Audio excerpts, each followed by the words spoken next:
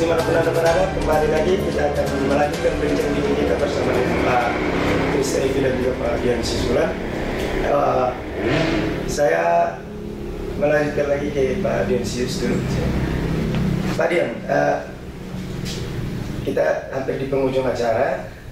Sebelum ke closing statement dan lain-lain, saya tanya dulu, di legislatif DPR ke depan, berhubung kita dalam keadaan masih situasi pandemi, ya tadi dalam ini kita sempat menyampaikan itu, bagaimana nanti kira-kira program-program bupati ini bisa berjalan dengan situasi pandemi, dan juga kalau tidak salah ya dalam kampanye-kampanye juga ada yang disampaikan untuk mengatasi pandemi ini seperti apa dari bupati dan wakil bupati yang sekarang ini. Jadi Pak, soal wabah yang kita rasakan bahkan di seluruh bagian dunia, itu bukan hal yang baru untuk kita.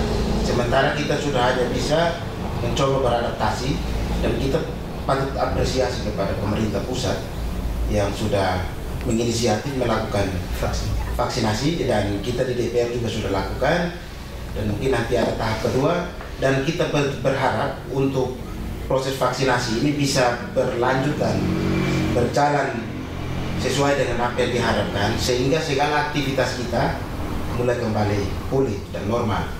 Dan tentu ini akan berpengaruh terhadap proses pembangunan itu sendiri. Dan dengan adanya kita mendukung proses vaksinasi, kemudian menjalankan protokol kesehatan, kami yakin percaya proses pembangunan pasti akan berjalan baik. Jadi sudah ada strategi dari DPR sendiri untuk nanti mengawal ke pemerintah daerah seperti apa? Mungkin bisa disampaikan. Untuk strategi sejauh ini kita terus melakukan komunikasi, mengawal dengan memanfaatkan tugas dari DPR sendiri, menjalankan titri fungsi dari DPR, dan sejauh ini terus berjalan, dan kita yakin percaya pasti akan. Ya, kalau ke masyarakat, kalau masyarakat vaksinasi ini nanti bisa tersampaikan ke masyarakat seperti apa? Untuk vaksinasi ini sejauh ini yang dilakukan ini masih hanya melibatkan pejabat-pejabat publik, dan mungkin tahap berikut akan jadi semua yang ada di daerah ini akan divaksin. Jadi serentak untuk artinya ada isu-isu atau berita-berita yang membuat masyarakat ini ragu atau takut dalam vaksin. Betul. Seperti apa mungkin. Jadi memang benar. Jadi kita berharap terkadang media ini ikut memberikan dampak negatif terhadap masyarakat sendiri. Terjadi kepanikan, ada yang buat video-video singkat yang kemudian berusaha untuk memprovokasi, tetapi hal-hal yang seperti itu yang tidak kita inginkan. Sehingga terus kita yakinkan, kita lakukan pendekatan, kita sosialisasikan bahwa ini untuk kemudian kembali memulihkan semua aspek termasuk kesehatan, ekonomi, dan sebagainya. Dan kita terus luaskan informasi kepada seluruh masyarakat untuk kemudian terlibat dalam vaksinasi ini, sehingga mendukung kembali program untuk pembangunan di pemerintahan. Oke, baik. Pak Krista, saya mau tanya sedikit sebelum saya ke COVID dan lain-lain.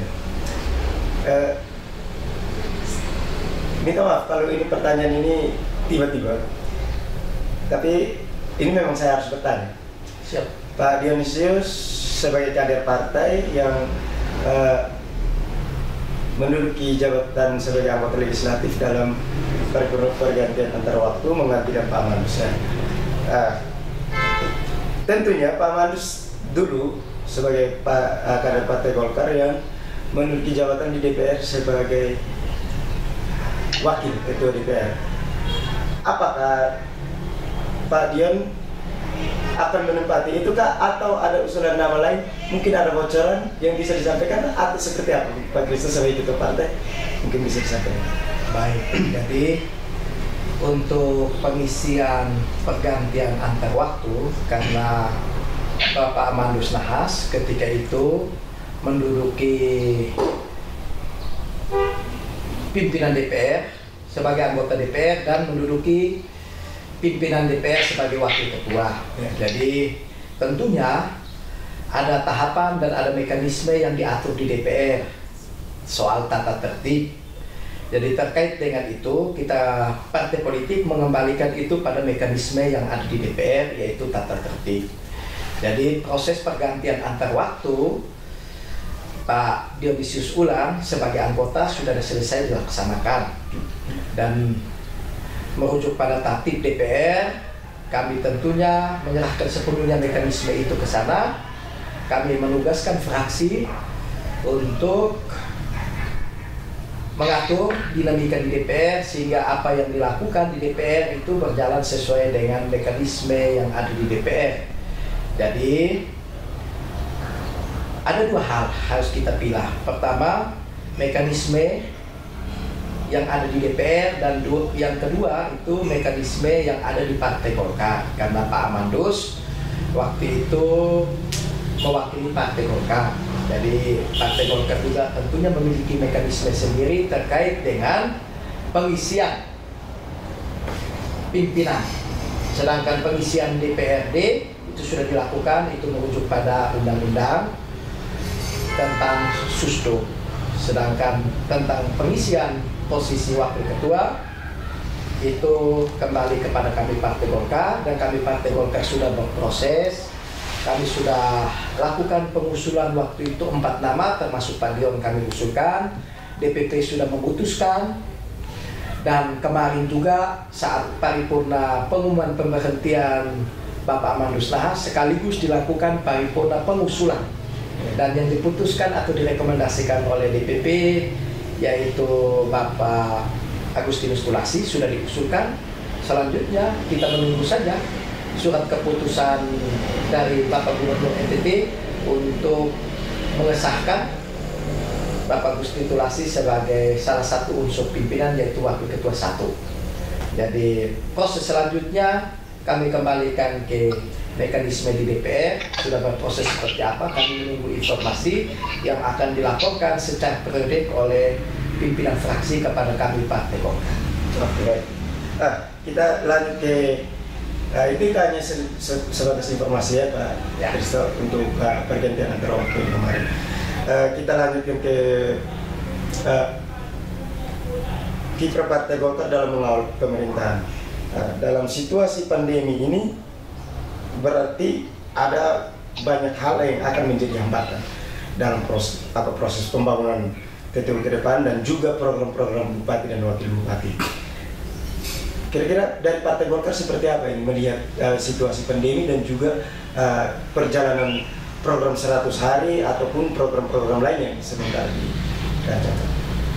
Jadi masalah pandemi COVID-19 ini kan masalah global, dan kita di Indonesia juga mengalami dampak soal pandemi COVID ini, dan kita TTU sebagai satu kesatuan bagian integral dari Indonesia, kita melihat pandemi COVID ini tidak bisa melihat dalam kacamata kita sebagai rakyat di Kabupaten TTU, tapi kita melihat secara satu kesatuan yang kita berada di Indonesia, negara kesatuan Republik Indonesia.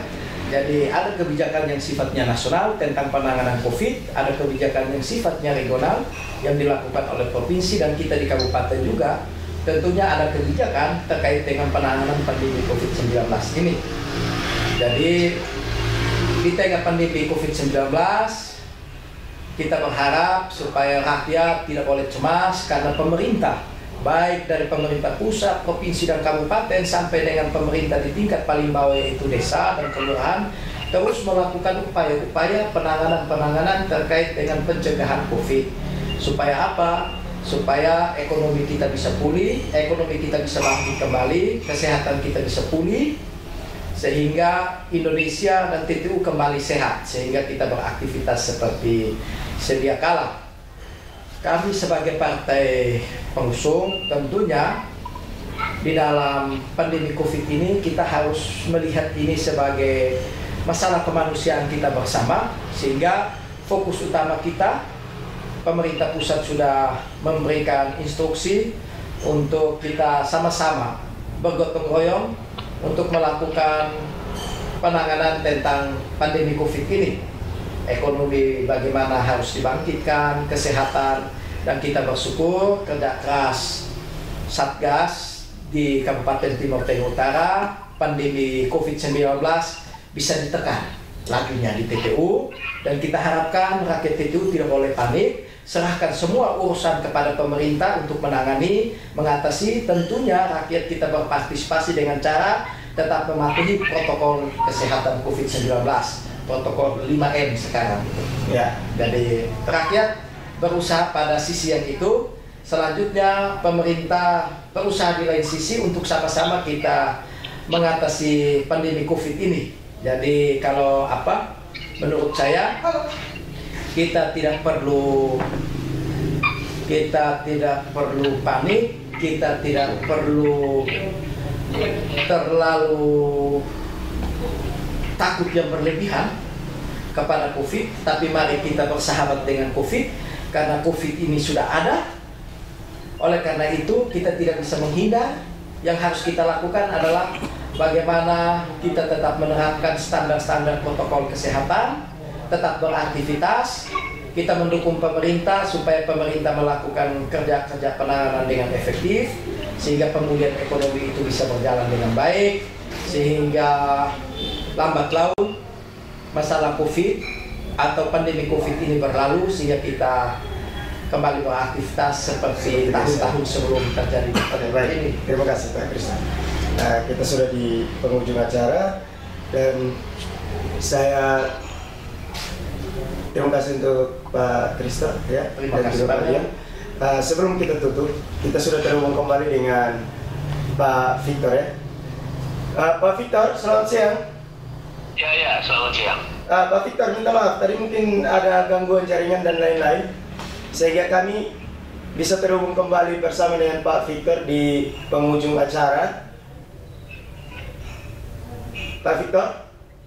Ya. Bisa mendengarkan saya Pak Victor? Jelas. Oke, baik. Pak Victor, minta maaf, ini tadi ada sedikit mungkin gangguan jaringan dan lain-lain, sehingga kami baru bisa terhubung kembali dengan Pak Victor di penghujung acara ini, Pak Victor. Ya. Oke, baik Pak Victor, ini mungkin bisa sedikit memberikan kesimpulan untuk closing statement dalam acara ini, Pak Victor. Ya, memang terputus-putus ya apa yang disampaikan, dan juga kalau tema besarnya bagaimana partai koalisi pengusung ini memastikan dan mengawal agar pasangan calon terpilih ini boleh bersama-sama dengan DPRD melaksanakan rencana-rencana besarnya dalam visi dan misi untuk membangun masyarakat yang saya hanya ingin mengingatkan kepada teman-teman di partai koalisi dan juga teman-teman di DPR kita semua bahwa membangun TTU ini membutuhkan kolaborasi semua pihak, entah itu DPRD, entah itu pemerintah, dan juga jangan mengabaikan masyarakat. Dalam masyarakat itu banyak potensi, banyak sekali pemikir-pemikir yang baik di sana yang bisa diajak untuk berbicara, untuk berbagi pengalaman dan konsep, untuk memperkaya tentunya konsep-konsep pembangunan yang sudah dipersiapkan oleh umat terpilih. Nah, kita kembali ke bagaimana mengawal. Saya kembali ke pertama tadi, kita berharap bahwa 3 fungsi dari DPRD itu melalui partai koalisi itu bisa dilaksanakan dengan baik. Mengapa tadi saya mengatakan bahwa dengan konfigurasi partai yang ada ini itu akan sangat baik, karena apa, kita belajar dari pengalaman kali lalu selama 10 tahun ini dengan mayoritas kekuasaan tunggal itu baik di DPR maupun legislatif yang begitu kuat, sehingga pembangunan itu tidak terkawal secara maksimal. Kita berharap tidak ada lagi rencana-rencana mercusuar yang dibangun, yang direncanakan bermiliar-miliar, tetapi secara konsisten itu tidak dilaksanakan dari tahun ke tahun, bahkan sampai 3 tahun, dan itu disetujui oleh DPR, bahkan ditambahkan anggarannya. Nah ini yang kita tidak mau. Kita berharap jangan sampai juga dengan konfigurasi yang tidak dominan seperti ini, bupatinya disandra, lebih disandra. Sehingga ketika konsep-konsep yang baik itu lebih banyak bagaimana melakukan negosiasi-negosiasi, tetapi bukan untuk tujuan yang sebenarnya membangun daerah ini. Itu yang kita berharap. Ya, kami berharap banyak dari teman-teman ya, Om Reden yang energi di DPRD. Kita berharap juga semangatnya yang tadi disampaikan untuk komitmen itu bisa kemudian membangun komunikasi yang positif dengan teman-teman DPR yang lain. Saya juga berprasangka baik terhadap teman-teman DPR yang lain itu. Mereka akan dengan pengalaman buruk kita tadi lalu itu akan membantu mereka untuk bagaimana mengatur dengan baik. Juga di bidang legislasi tentunya akan memastikan regulasi-regulasi membangun DPR yang boleh berjalan dengan baik. Bagaimana menata kembali carut marut tata kelola pemerintahan kita. Jangan lagi ada PLT yang bertahun-tahun. Kemudian fungsikan itu pekerjakan dengan baik, kawal itu dengan baik, fungsikan itu inspektorat gitu. Nah, fungsi-fungsi ini harus berjalan dengan maksimal dan itu harus dikawal oleh DPRD dengan baik dan dengan bertanggung jawab. Nah, kalau ini kita bangun sinergi ini sama-sama, melibatkan semua pihak, kemudian DPR juga maksimal, saya sangat yakin bahwa dua orang baik ini, karena kadang-kadang orang baik itu saking baiknya kemudian tidak tegas itu, apalagi kemudian didukung lagi dengan ketidaktegasan di legislatif. Kita tidak berharap itu terjadi. Ya, ini harapan baru bagi kita. Saya tidak berharap muluk ya dari 3,5 tahun dengan segala beban masa lalu yang harus diatasi. Itu. Oke, baik. Kelola pemerintahan yang baik saja menurut saya dikawal dengan baik saja itu sudah sebuah kemajuan. Oke, baik, Pak Victor. Ya. Baik, terima kasih untuk closing statementnya. Kita sudah dibatasi oleh waktu, Pak Victor. Mohon maaf.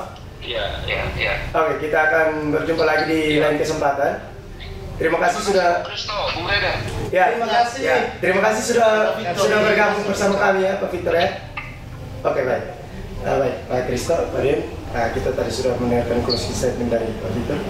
Kita sudah di penghujung acara dan sampai di sini saja perjumpaan kita.